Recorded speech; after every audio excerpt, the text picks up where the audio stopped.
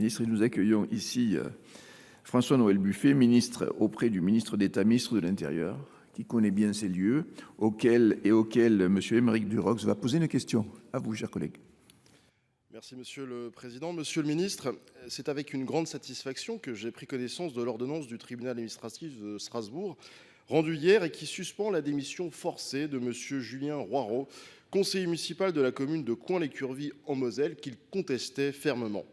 Après 15 mois sans nouvelles, malgré de très nombreux recours, voilà enfin la justice rendue et l'honneur de Monsieur Julien Roireau restauré. Et tout cela la veille de ma question orale au gouvernement sur ce sujet.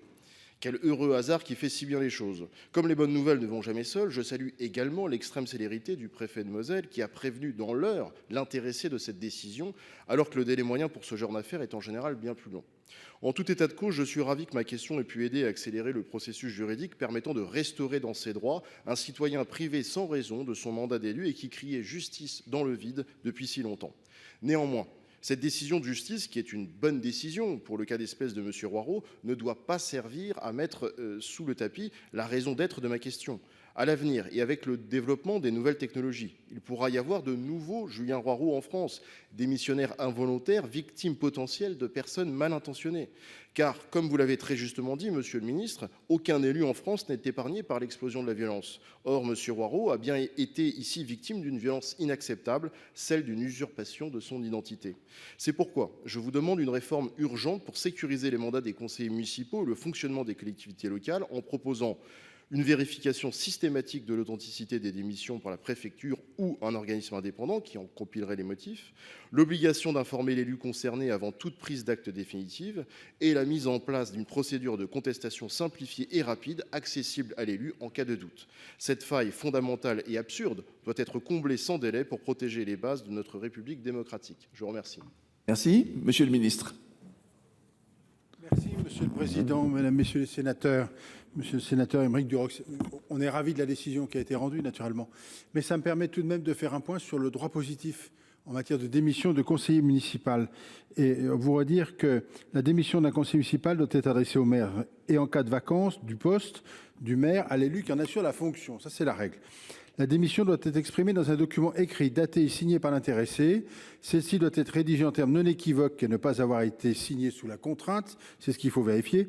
Dans l'hypothèse où un maire a connaissance d'éléments permettant d'établir qu'une pression a été exercée sur le démissionnaire, il y a lieu de demander au démissionnaire de confirmer sa décision, faute de quoi sa démission pourrait être considérée comme nulle et non avenue.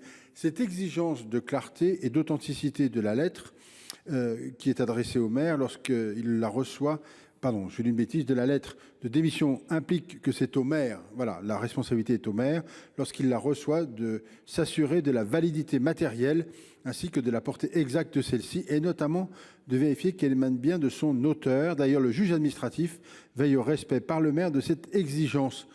Pourquoi ? Parce que la loi prévoit que la démission est définitive dès sa réception par le maire. Il n'a plus le choix à partir du moment où il a la lettre entre les mains. Il n'a donc en matière aucun pouvoir d'appréciation, sauf suspicion de pression exercée sur l'élu démissionnaire, d'où la nécessité de bien veiller pour le maire à ce que le conseiller municipal qui lui envoie ce courrier soit bien celui qui l'a effectivement fait et qu'il s'en assure directement. Parce que sinon la démission entre en vigueur dès sa réception par le maire, même si le conseiller municipal se rétracte après réception de la lettre. Une démission devenue définitive ne peut donc être retirée. Le maire transmet immédiatement au préfet une copie intégrale de la lettre de démission. L'information du préfet, si elle est obligatoire, n'est cependant pas une condition de validité ou de l'effectivité d'une démission. Il s'agit d'une simple information et non d'une transmission d'un acte pour authentifier ou l'approuver. En particulier, nous devons saluer l'action de la préfecture qui a été rapide, du tribunal administratif qui se prononçait rapidement. Conviendra peut-être dans le texte sur le statut de l'élu qui viendra de regarder si on peut encore sécuriser ce dispositif. Merci.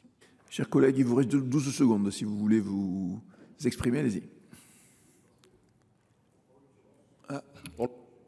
Cette réponse ne répond pas ici en l'espèce si le maire peut être éventuellement complice vis-à-vis d'un opposant et cacher la validité ou falsifier la validité d'une fausse lettre. C'est ce qui est arrivé à M. Roireau et c'est pour ça qu'une autorité indépendante qui vérifierait de nouveau cette lettre m'apparaît nécessaire.